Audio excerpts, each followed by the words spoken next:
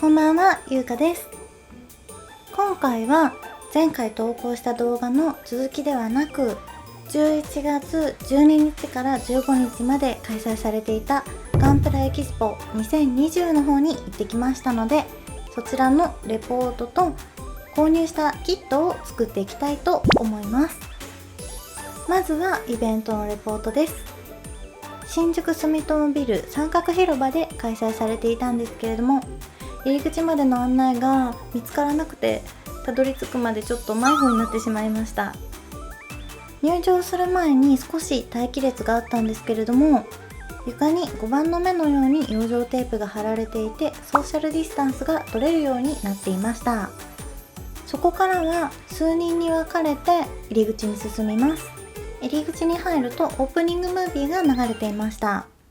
ここは撮影 OK だったようなんですけれども、私はちょっとひよってしまって途中しか動画が撮れてません。ごめんなさい。迫力があってすごくかっこいいムービーだったのが少しでも伝わるといいんですけれども、ちなみに前に写ってる人は全然知らない人です。両隣に人がいて、これ以上前で撮影することができませんでした。中に入ると撮影 OK って書かれているところ以外は撮影が NG となっていました。ガンプラの展示がされていたんですけれども、残念ながらお見せすることができません。今後発売されるプラモの展示もされていて、じっくりは見れなかったんですけれども、どれも期待通りかっこいい感じでした。撮影 OK のエリアでは友人同士やカップルで撮影をし合ったりしていて、楽しそうだなと思いました。私は一人で行ったので、スタッフさんにお願いして1枚だけ撮ってもらいました。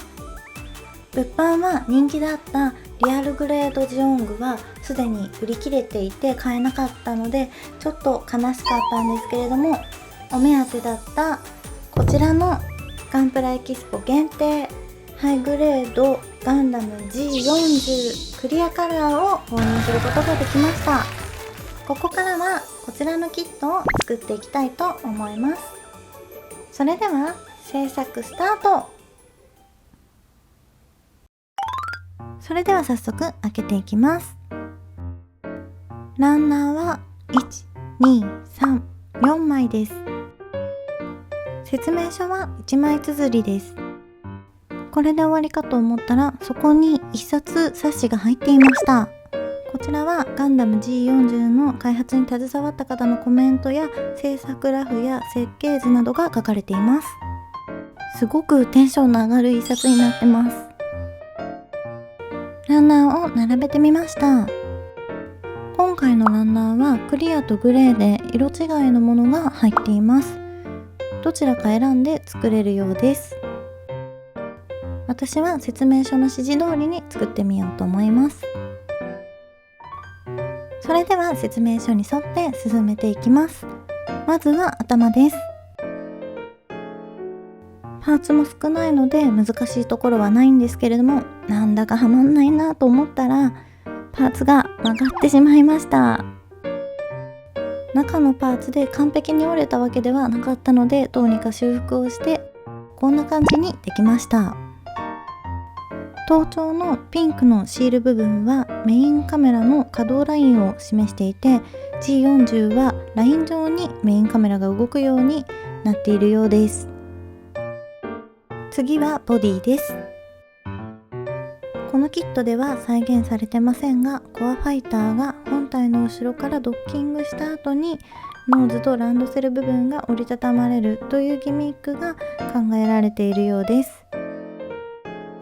コックピットやハッチのオープンのギミックなどもかなり細かく設定されています。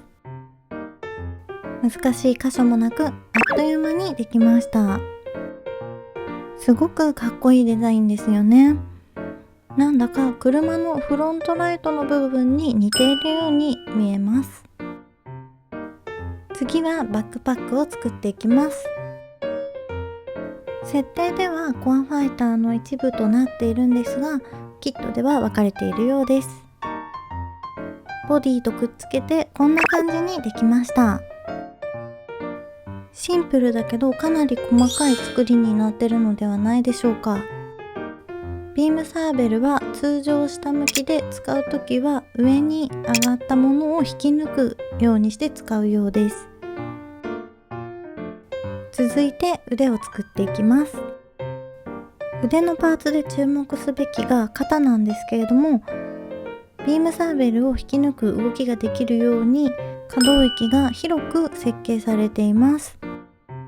肩の上のところも動くようになっていて、かなりこだわって作られている気がします。両腕ができました。動きは全体的に滑らかに感じました。でもちょっと手首がグラグラしちゃっている気はします。さっき言った肩の上の部分が動くっていうのはここのことです。次は足を作っていきます。足はこれハイグレードなのってくらいかなり細かく作られています。その分やはりパーツも多めです。こんな感じにできました。近くで見るとこんな感じです。かなり細かいの伝わりますか？3つに分かれているので、かかともつま先も動くようになっています。次は足です。両足同時に組み立てたんですけれども、ハイグレードくらいなら向きやパーツを間違えずに組み立てることができました。組み立てる速度もすごく速くなったっていう気がしてたんですけれども、編集で通常失礼、噛みまみた。通常速度で見直すと別に速くなってないなって気づいて、なんだかがっかりしてしまいました。両足ができました。膝の黄色いパーツが差し色になっていい感じです。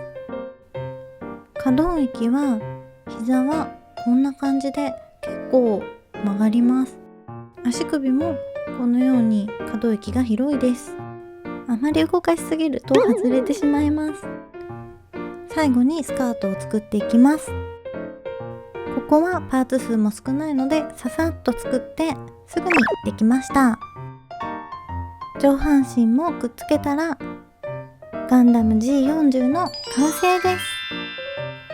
立たせるとこんな感じです。クリアカラーが綺麗ですね。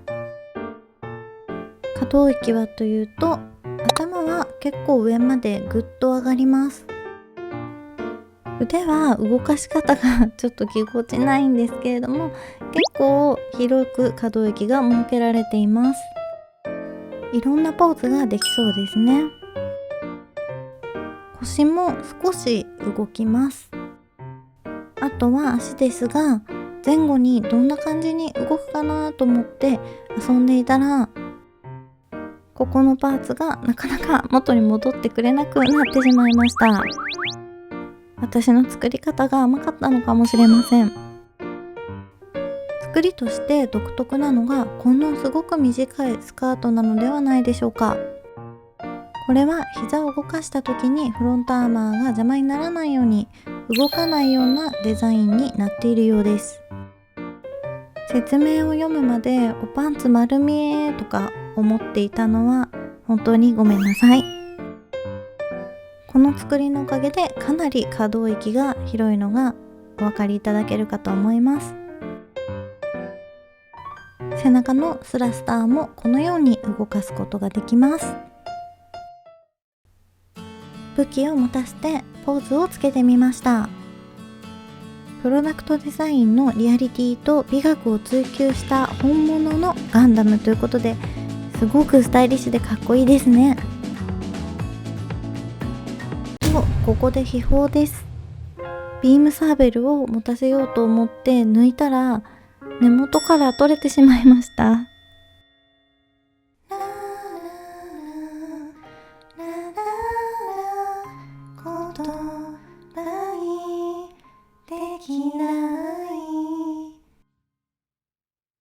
気を取り直して一番くじのクリアガンダムと並べてみました。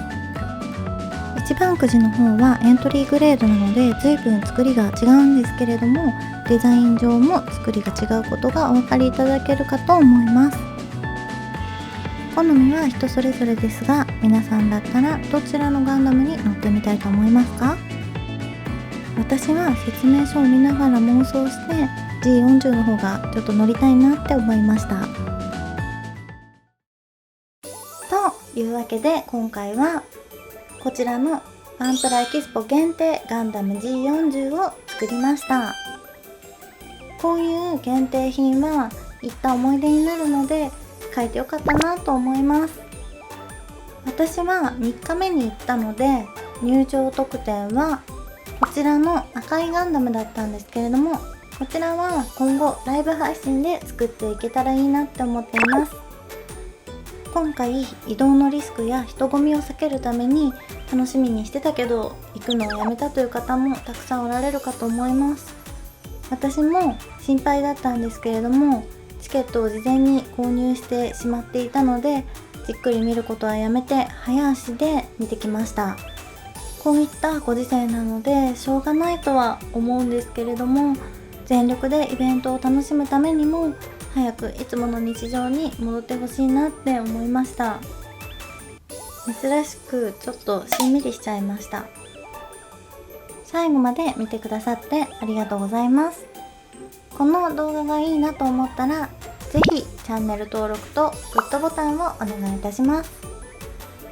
それではまた次の動画でお会いしましょう。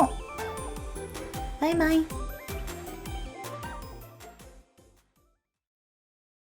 うん